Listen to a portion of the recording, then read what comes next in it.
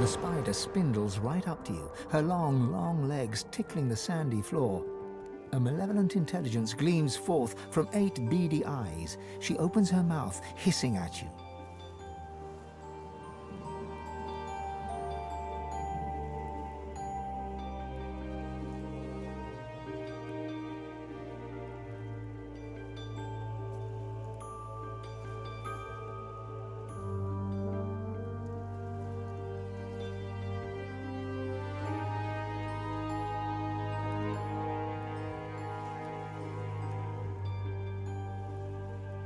Don't you know, my little pepper pot, that it's ever such bad manners to enter a queen's boudoir without permission?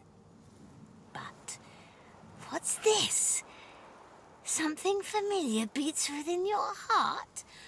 A venom promise, a gift from one of my kind. She shuffles her enormous body closer, looming over you until you are enveloped under her shadow.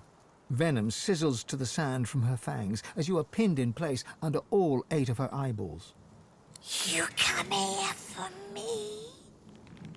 You desire another spider's kiss?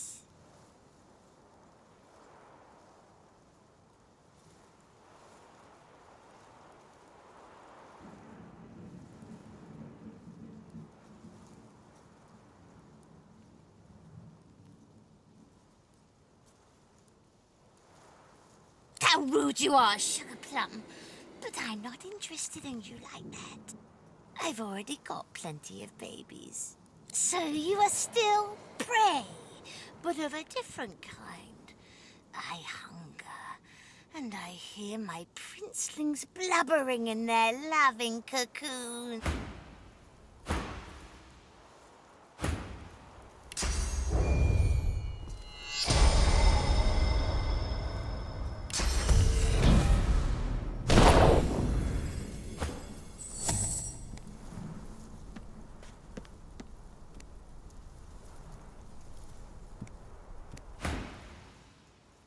Her fangs drool venom that sizzles on the sand.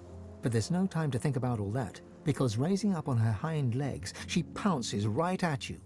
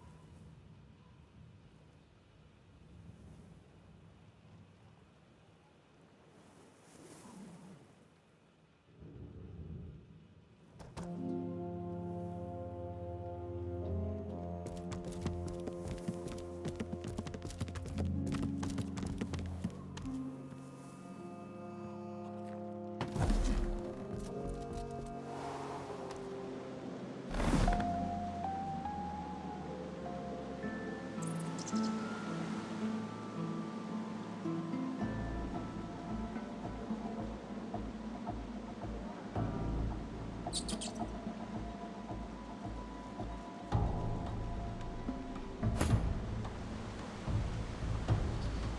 something scurrying around. The turtle looks up at you, slowly. It looks down, slowly. It looks back to you, slowly. Lucky in life, unlucky in love.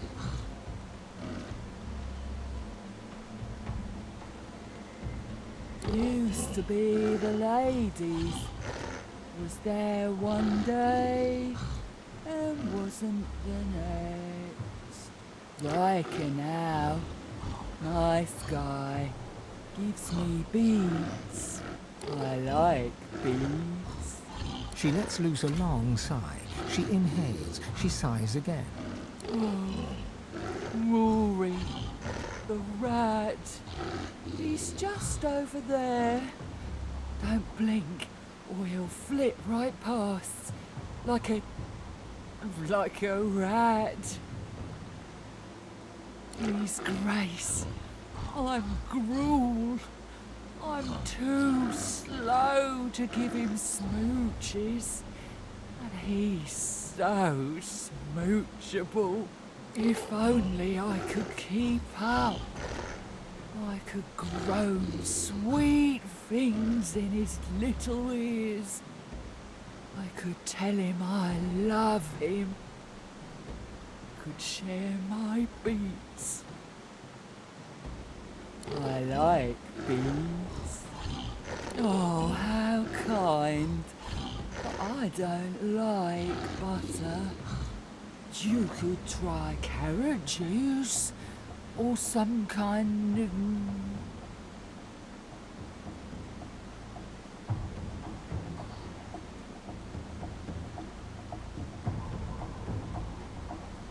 nectar? The rats like nectar. Maybe cheese juice. Is there such a thing as cheese juice? Oh, that's too bad. Because then you could cheese juice her up. She grins at her own joke. It takes a good minute for her mouth to reach a full smile.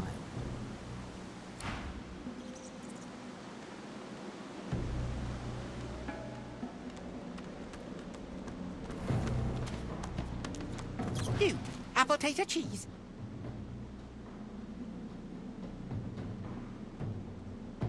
Hungry cheeseberry. The rat vacuums up your scent. Its whiskers twitch. Food.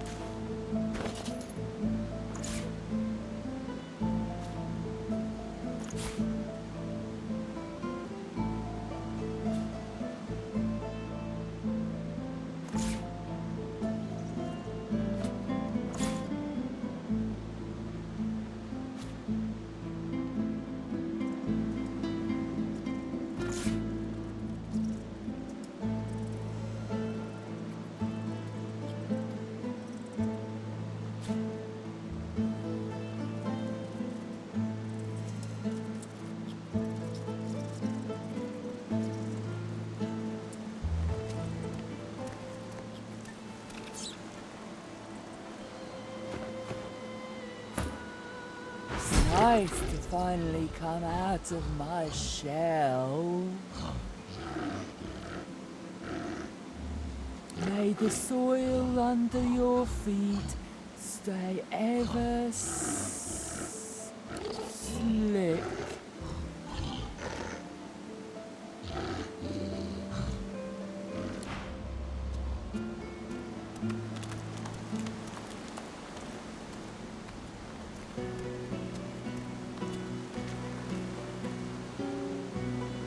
Love is love is love.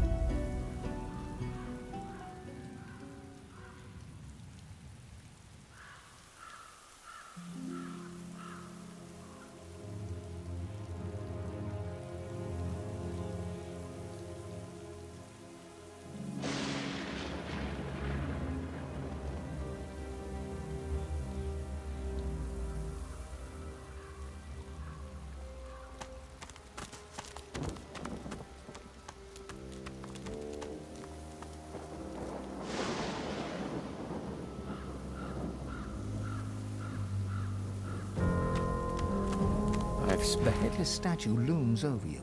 Its plinth bears the same rotation scratches as its counterpart.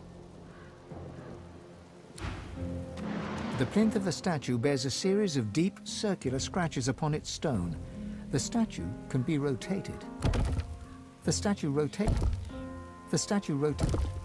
The statue... The sculpture looks impossibly heavy, yet turns with little effort.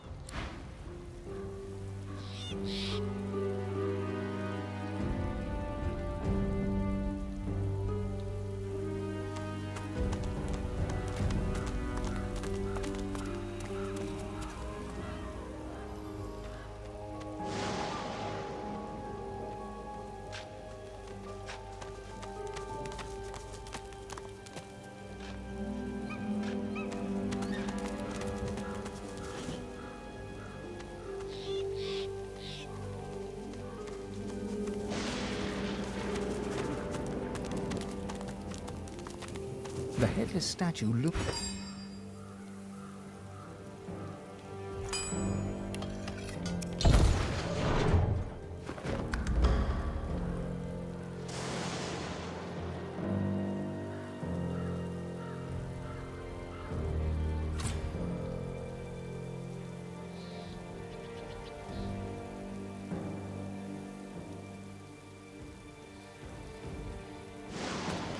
Too heavy.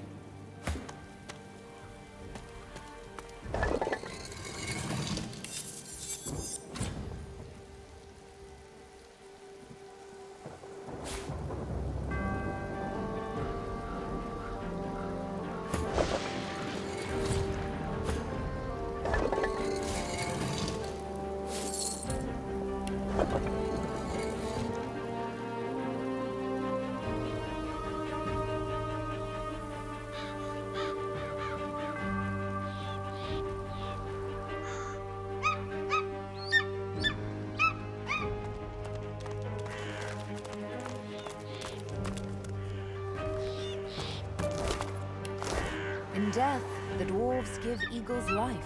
An elegant passing for an inelegant people.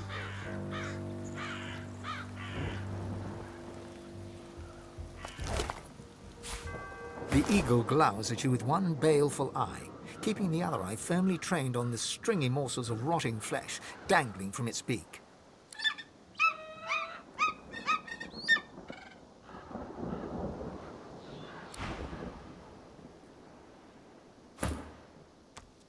The eagle glowers at you balefully, with eyes like shiny little buttons.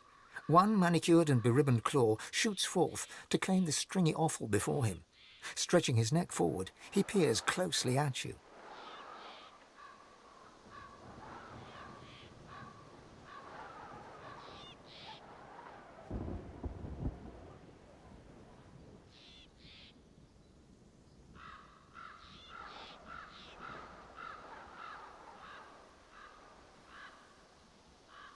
Pretty eyes, eyes that see far.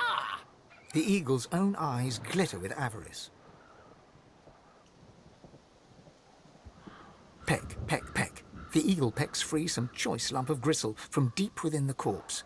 He swallows it whole, dark blood dripping from his beak and matting the fluffy feathers at his throat.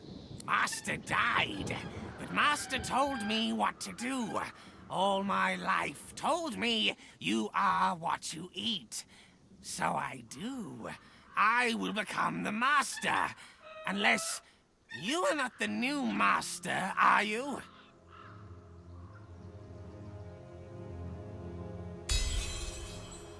I am. But first, you must prove yourself worthy. Eat of old Master's flesh.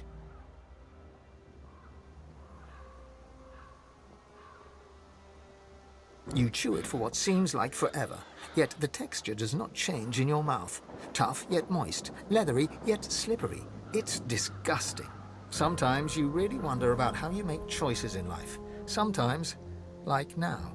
The eagle hops from claw to claw, peering up at you with a berserk and bird-like excitement. See? Feel it? The power. A hacking caw breaks free from his ebony beak. Those little button eyes seem to twinkle in the gloom.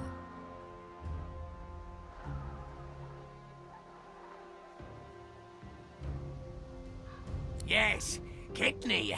Good for courage, good for warrior. You will fight well, now Master's blood runs within you. Featherfall is with you. Together, we go together from here. Featherfall hops eagerly onto your shoulder and digs his claws in deep. He pecks your cheek in what could charitably be called an affectionate manner. Blood drips from the wound. At least he didn't go for your eyes.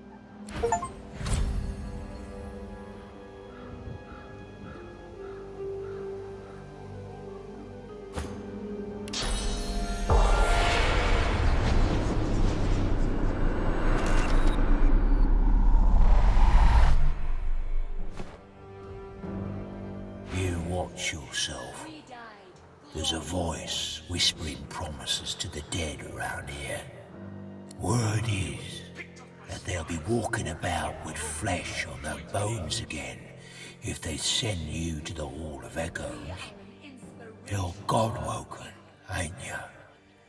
You've a certain something about your aura. Don't ask me why. But someone out there's got it in for you and everyone like you. Two dwarven spirits at loggerheads. In a flash, you are both of them, brother and sister. Your feminine side is a rebel, rising up against the tyrannical queen. Your masculine side is a royalist, loyal to the monarch he loves. As the brother, you rescue your sister from the pikes of the royal guard. Together, you flee across the sea to the melting pot of Driftwood and Reaper's Coast. But in Driftwood, you visit the lizard. You are the sister, and you know that something is wrong. You climb the stairs to rescue your brother, and find him fighting for his life against the dwarves who would rob him. Both of you die. But your killers do right by their fellow dwarves, and bring you here to lay you to rest. As spirits, you fight for eternity, one convinced that the queen is a tyrant, the other that your treason was wrong. The sister smiles. She feels vindicated. Her brother still does not agree. The rebellion was a disaster. The rebellion was a mistake that cost them their lives. Watching the birds pick your body clean is almost soothing. At least you know you're doing some good for a creature. And it means that elf ain't getting his claws on my corpse. Not mine specifically, but he creeps from grave to sepulchre, taking what he wants. Whatever he wants. A grim expression passes across her face as she looks out over the graveyard. We are an inspiration to our people. The dead don't rest easy in this garden. Not by half. He lives in the big house by the gate. I ain't about to wander up and ask for a name, mind you. The less I see of him, the happier I'll rest. The spirit of a dwarf frowns at you, suspicion drawing the lines of his face deep. I don't hear any pickaxes. No shovels. Where are my lazy diggers? We can't be wasting time. The Empress will have me head, and then all of yours. There was no glory and no point to it either. Haven't you seen the excavation site? There's real treasure there. Bones of the beast. The site's close. It has to be. There's more stones to break, more earth to turn. We need to get there. The spirit is dressed in tattered ceremonial garb. Eagle feathers tangle in his beard, and bird droppings decorate his robes. He surveys the circling flock with evident satisfaction. My faithful eagles work still. They know their duty. They need me not. Yet you chased away my pride and joy, dear Featherfall, from my remains. How long I'll wait to reach the halls now. Hurt? Dear me, no. All I felt was pride. My Featherfall knew just how to slice and just what to chew. He ate to free me, to free this spirit from its earthly ties. With each peck, I grew closer to the Hall of Echoes. And now I must wait for some lesser creature to ingest the rest of me. We died glorious deaths. We were picked off by spies. There was no glory and no point to it either. We are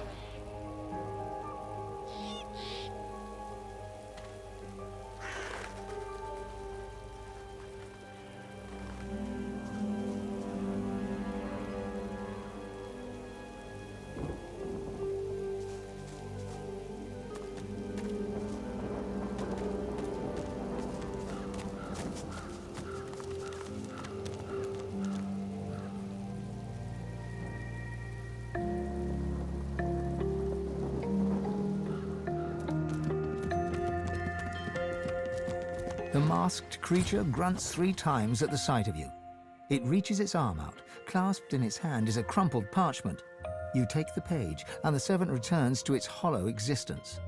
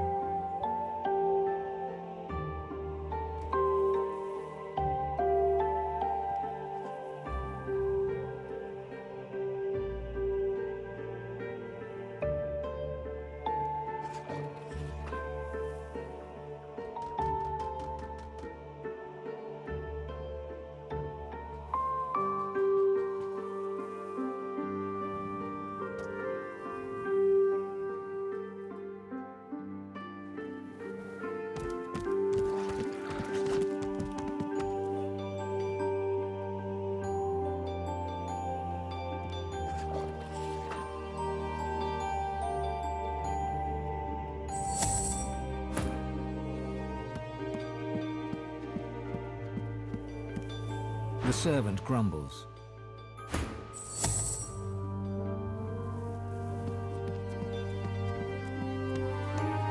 The masked servant does not speak.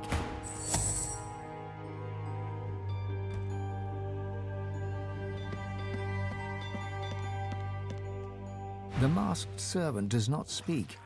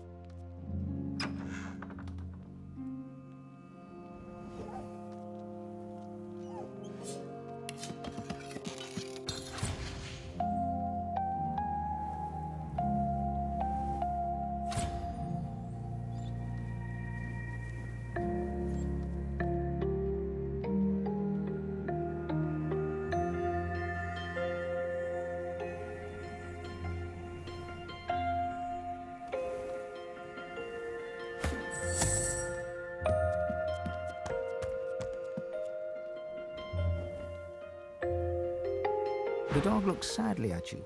Then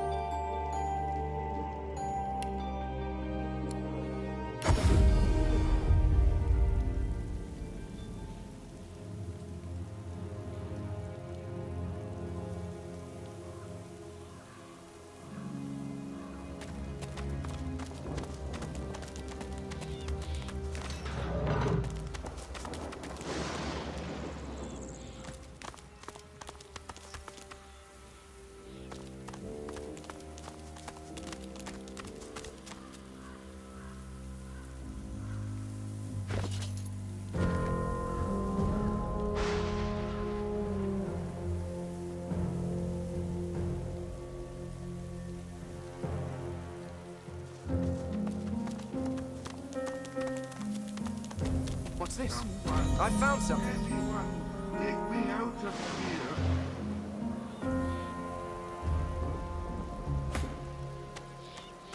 here. You! Help! I'm down here! A mind of this magnitude shouldn't be cursed to live like this. Can you dig me up? Don't worry, there's nothing funny about me. Well, just wait here then. The skeleton tries to brush the dirt from his clattering bones, then frowns. The moistest bits are still stuck in his cracks and crevices. Thanks. You're probably looking for a reward, but I haven't got much. Except, you know, the wisdom of the ages. He pokes a finger against his ossified head. I'm a bit of a philosopher, you see. Not much else to be, what with all that thinking time.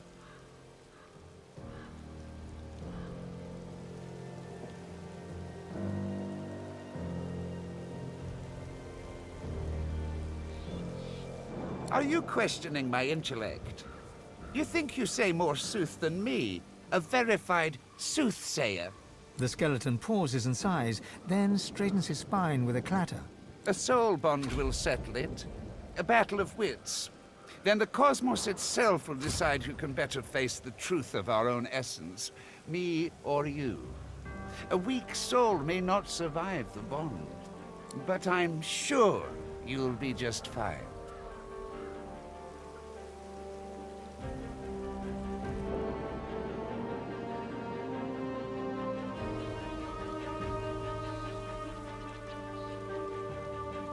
Battle is dangerous, is it not? I find it to be true anyway, even when you're battling your own mortality. The angst can prove terminal to the weak-willed. Oh, it's easy. We link up souls and share our innermost beliefs. Think of it like an innocent little duel. The winner remains comfortable with their personal truths. The loser, well... Oh, how fun. Just touch this bone on my rib cage here, right over where my heart would be, if, well, you know. You reach for the rib in question, but nothing feels different. Not until you try to pull your finger away, and it remains glued to the bone.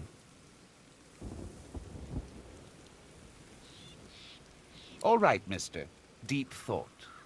First up, our purpose in life. I say it's to accumulate knowledge. Pretty great answer, eh? Can you do better than that?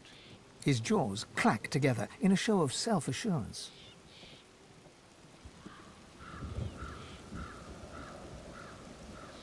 A shattering shiver passes through the skeleton's body from toe to head, then back again. The cosmos agrees with you.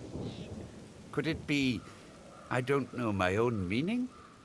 This emptiness, no matter.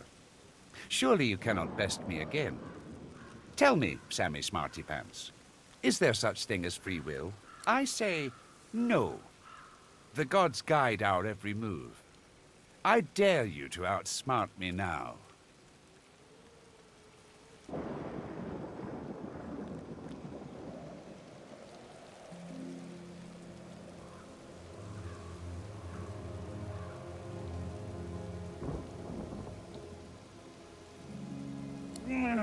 How could I have been so simple when the truth is so vast? Well, I won't let you outshine me again. The skeleton hangs his head low, then yanks it upwards again. Is there a difference between right and wrong? The truth is that there is not. Only action and consequence. Oh-ho! I got you there.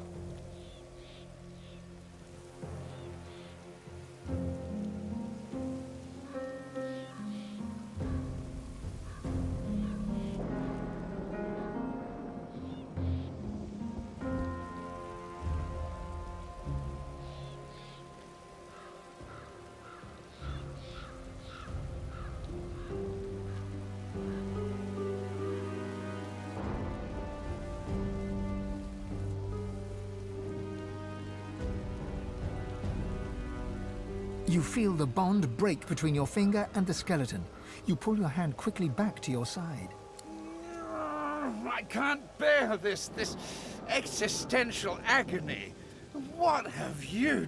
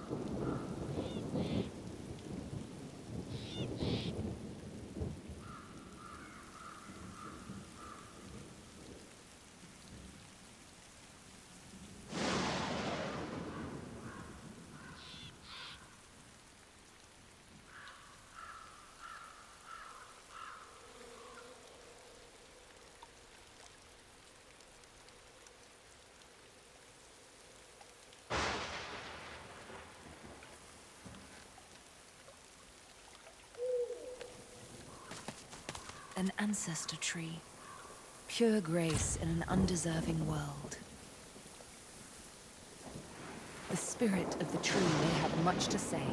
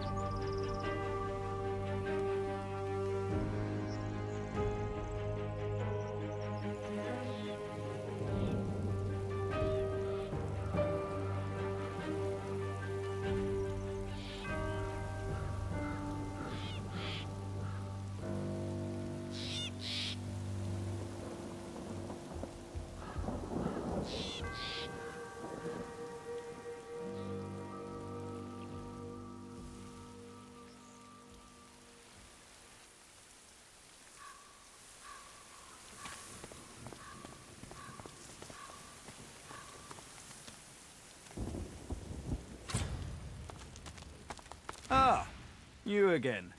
Any luck in old Lady Surrey's tomb? He places his hand on the artifact, and it drones in the demonic tongue. When, as one, I am slayer of sin and the bane of the living, restore my twin, make me whole. The object continues. In archive of old the blade resides, an isle of blood where demons abide. It's true, then. Anathema, within reach. Tell me, is this all there was?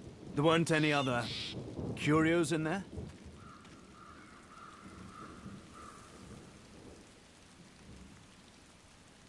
But of course. I consider it my scholarly duty to know what I can of them.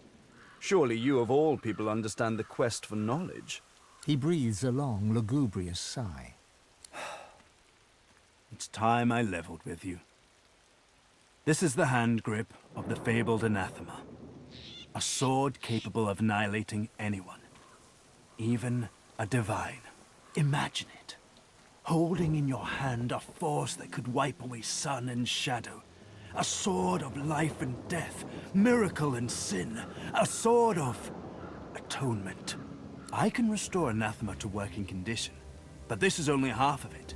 We still need the blade. How fortunate that the hilt has already told us where to find it. Blood Moon Island. Fascinating. And it told you exactly where to find it. Histories are wildly incomplete. But now I have a better picture of how anathema came to be. An exorcised demon living in a sword of glass. The hilt was brought here by one of the many Surreys. Not surprised. None of them sound too bright. I can't imagine having even half a demonic sword around was very healthy for that feeble-minded family. They probably winced whenever a black cat came around. Well, well, well. You've got spirit to go with those smarts. Blood Moon Island awaits, my bony friend. It's a bit of a jaunt, but this gives me time to prepare my workspace. We'll catch up on the Lady Vengeance, yes? Tarquin doesn't wait for an answer. His attentions are already turned elsewhere.